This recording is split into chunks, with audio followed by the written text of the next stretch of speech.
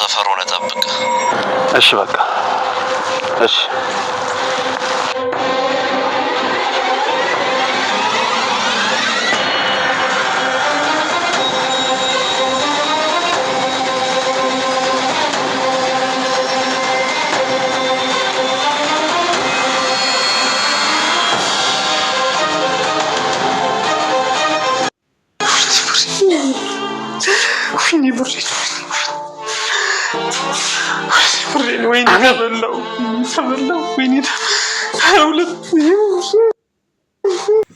ናታስ እና ትትና እንደመፈለግ እንግዲህ እግሩ ደግሞ ይገኛል። እስካሁን ሊያገኛት አልቻለም።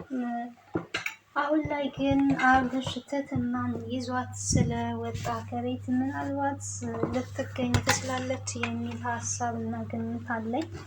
ይሄ ደግሞ የዝና ተላላኪ የሆነው ከዛ ሰፈር እንዳይርቅ አስጠንቅቆታል ማለት ነው። ማስጠንቀቂያ ሰጥቶታል። ስለዚህ በሱ ማስጠንቀቂያ መሰረት እዛው ዞር ዞር እያለ ነው። ታዲያ አብርሽን የሆነ ሰዓት ላይ አይቶት ነበረና ተከታተላቸው ነው ያለው ማለት ነው። ዝና ተከታትለት እስከ መጨረሻ ድረስ ልጅቷን ይዘህ እንድታስረክበኝ እፈልጋለሁ ብሏል ማለት ነው። ዝና እንግዲህ ያበበ ደንበሳ ልጅ ሰውየው ቢሞትም እንኳን ትትናን የራሱ ማግኘት ይፈልጋል፣ መበቀል ይፈልጋል።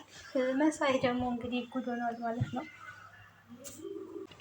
እና መሳይ በጣም ጉድ ሆኗል። ተዋርዷል ማለት ነው። የተዋረደበት እንግዲህ አጎድል አትራፊ ባይሃ ጉዳይ ይሆናል ማለት ነው። 200,000 ብሩን እንግዲህ ዝና አላጣጥጎ ወስዶበታል።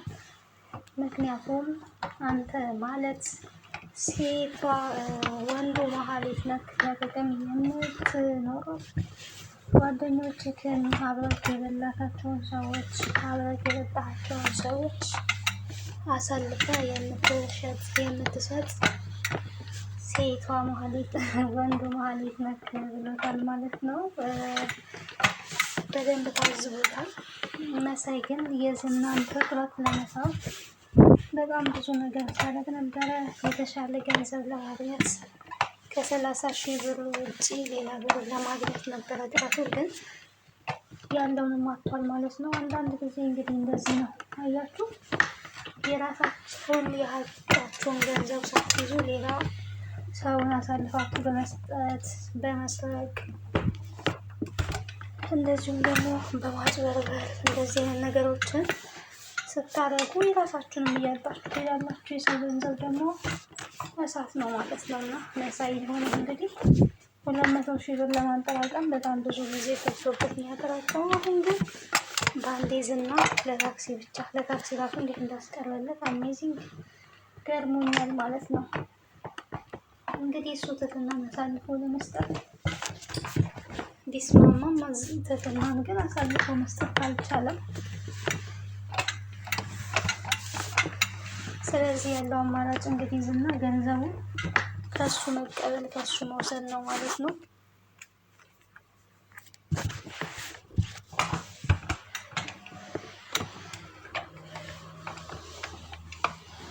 ይህንን ደግሞ ተግብሮታል።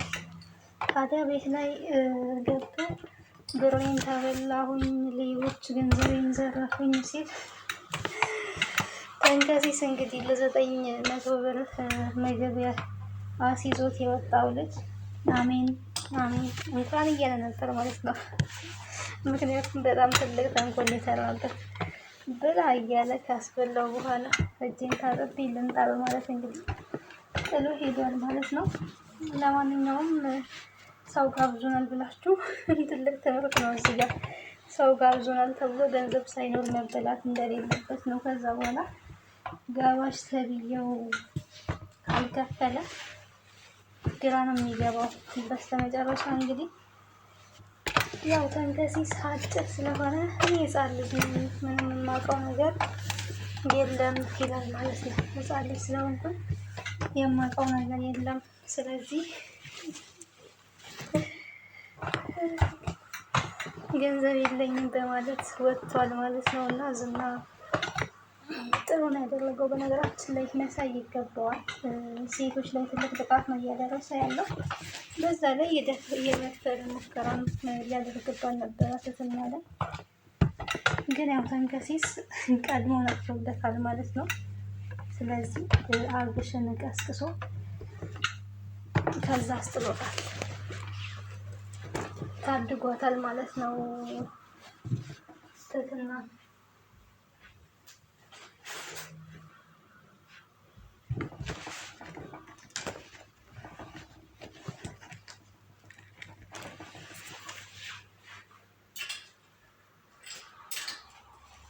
ታዲያ የግሌ ምን ብላለች መሰላችሁ? ይሄንንማ ቆርጦ መጣል ነው ብላለች ማለት ነው። ወንዶች አስዳቢ ሆነ እዛም እዚህም እየሄደ ከሚልከሰከስ ተቆርጦ መጣል አለበት ብላ ወስናለች። እንግዲህ 200,000 ብር ካልመጣ እኔ መርዝ ጠጥቼ እሞታለሁ፣ መሞት ነው ያለብኝ፣ መኖር የለብኝም እንጂ እያለ ነው የሚገኘው። እና ስለዚህ ያው ሳይጠጣ እንዲጠጣ እንግዲህ ፍቃድ ተሰጥቶታል። ማናት የፈቀደችለት? የግሌ እስኪጠጣና እንሂድ ትላለች። እሱ ግን ሳይጠጣ የጠጣ እያስመሰለ ነበረ። ያው አይዞ ከተጠጣ በቃ ምናምን በቃ ብሩ ይጥፋ እንዲባል ፈልጎ ነው ማለት ነው። ግን ትህትና ታዲያ በአንቺ ምክንያት ነው እንደዚህ የሆንኩት ብሏታል። እሷ ግን በቃ የኔ ወንድም እኔ ሰርቼ እከፍልሃለሁ ያለችው እሷ ላይ ይሄን ሁሉ ተንኮል እየሰራ ምስኪን ሰርቼ እከፍላለሁ አለች ማለት ነው። ታዲያ እኮ እሷን ለማስያዝ ብሎ ከዝና ጋር ባይደዋወል ኖሮ አልፎ ቢቀመጥ መጀመሪያው ነው ይህ ሁሉ ነገር አይመጣበትም ነበረ። ስለዚህ መሳይ ይገባዋል ወይ ነው እንደኔ ይገባዋል። ተንኮል ነው፣ ስራው ነው እንደዚህ ያደረገው። ሰርቼ እከፍላለሁ ስትለው እሺ በቃ የሚልክልሽ ሰው አለ፣ የሚከፍልሽ ሰው አለ፣ የሚያበድርሽ ሰው አለ እያላት ነበረ ትህትና ለራሷ። እንግዲህ ዝና የቤተሰቦቿን ገንዘብም እንኳን ጨርሷል። እንኳን ለሱ 200,000 ብር ልትከፍለው ማለት ነው። በአሁኑ ሰዓት ላይ ቤተሰቦቿን ለመርዳት ተሰዳ አረብ ሀገር ለመምጣት ያሰበች ነፍስ ቤተሰቦቿም እንግዲህ አረብ ሀገር እንዳለች ነው የሚረዱት። እና ታዲያ ደግሞ ለደላላ እየተባለ ያላቸውን ገንዘብ ደግሞ ሸጠው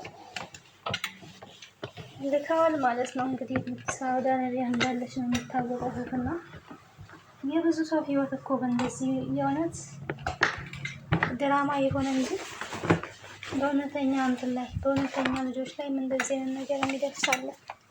አብዛኛው ወላጅ ልጄ ታሳልፍልኝ ለእሷን ለፍላት በማለት እንግዲህ ያላቸውን መሬት ያላቸውን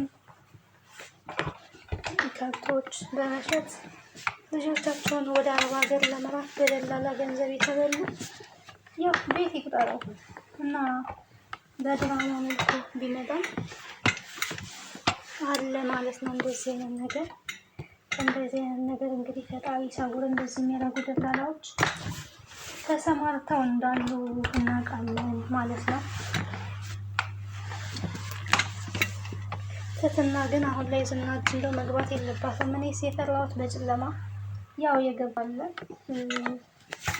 ያንን እንግዲህ አብርሽ ያስጥላታል ብዬ ተስፋ አደርጋለሁ። ቀጣይ ክፍል ላይ አብርሽ ሊያስጥላት ይችላል የሚል ሀሳብና ግምት አለኝ። በእርግጥ አብርሽን ተንከሲስ ደውሎ ቀስቅሶታል። ተንከሲስ ግን እኔ ምንም የማውቀው ነገር የለም። እንደምታዩኝ ህፃን ነኝ እያለ ይገኛል ማለት ነው። ጢም አውጥተት ደግሞ ህፃን ልጅ ጢም ያወጣሉ እያለች ነው። ቁመቱን ለህፃንነት እየተጠቀምባት ይገኛል። ችግር ሲመጣ ነው ታዲያ። ችግር ሳይመጣ ግን እንድከበር ፈልጋለሁ። እኔ እኮ በወንድ አለቅስካለሁ ሲለው ነበረ መሳይ ራሱ ባለፈው ነው። እንደዛ ነው። ቀጣዩ ክፍል በጣም አጓጊ ነው የሚሆነው። የካሌብ ሞሲሳ ቁጣ እንግዲህ እንደቀጠለ ነው። ሰውየው እንግዲህ የትህትናን ኩላሊት ሳያገኝ ተሰናብቷል ማለት ነው። ቢያንስ አሁን ላይ የትህትናን የሚፈልጓት ወዳጃቸው በእሷ ምክንያት ህይወቱ ስላለፈ ያው እሷ ኩላሊት ስላልሰጠኝ ማለት ነው። እሷን መበቀል ነው የሚፈልጉት። ኩላሊቷን አውጥተክ ጫካ ውስጥ ጣላት ሲባል ይገኛል። እንግዲህ ካሌብ ነው ሲሳለዝና እኔ የምፈልገው ያንን ነው። ላገኛት ትትና እኔ ብቻ ላገኘሽ ያበበ ገንደሳ ልጅ አይደለሁኝም ራሴ ነኝ ቆራርጬ የምጥልሽ እያለ ነው። ግን የሚያገኛት አይመስለኝም እንዲህ በቀላሉ። ካገኛት እንኳን ወይ አይምራትም ለዛውም መሆን ባለበት ሁኔታ ላይ ያው ባያገኛት ነው የሚሻለው ማለት ነው። እንግዲህ ቀጣዩን ክፍል ወደ እናንተ ይዤ ልመጣ ይሆናል። ቤተሰብ ያለናችሁ ቤተሰብ ነው፣ አበረታቱን እና ከሰንብቱ። ትትና እንግዲህ ምርጥ ድራማ ነው። በነገራችን ላይ አሪፍ ነው። የስደተኞች የሴቶችን በስቃይ ያሉ ሴቶች ባልሆነ ደላላ የሚሰቃዩ የሚደፈሩ ላላስፈላጊ ድርጊቶች የሚዳረጉ ሴቶች እህቶቻችን የሚመለከት ድራማ ነው ማለት ነው። ስለዚህ ምርጥ ድራማ ነው።